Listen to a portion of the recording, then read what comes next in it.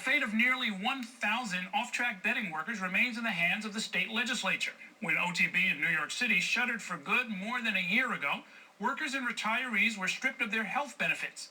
Efforts to restore benefits for retirees have failed, but as our State House reporter Zack Fink reports, a new push is underway.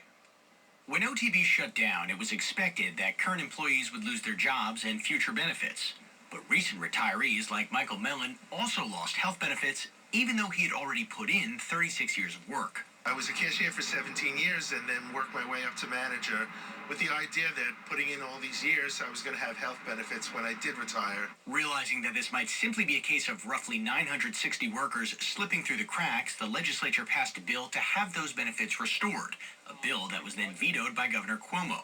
But now a second bill is being introduced. I truly believes he thinks these retirees are deserving of their benefits, but it was the monetary issue. And in the original bill, there was no monetary dollar amount set aside. Now, in this current bill, there's $7 million appropriated in the bill. By the time OTB shut its doors for good in December of 2010, there were about 54 outlets scattered throughout the city, like this one here in Brooklyn, now an empty storefront. But at its peak in the 1980s, there were about 164 of them. These retirees were the innocent victims of when we closed the OTB sites in the city.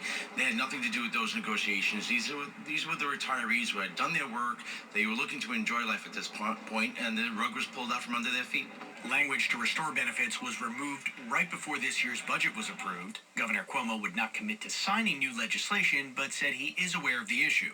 That item has come up a couple of times, Zach, for a couple of years in a row.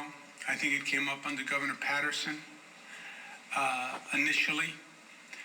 And I wasn't here when it happened. Workers are cautiously optimistic the new bill will be passed and signed. He gave us a solemn oath that if there was an appropriation attached to the bill, he would sign off on it. And thus far, it just eluded us at this point. Zack Fink for Inside City Hall.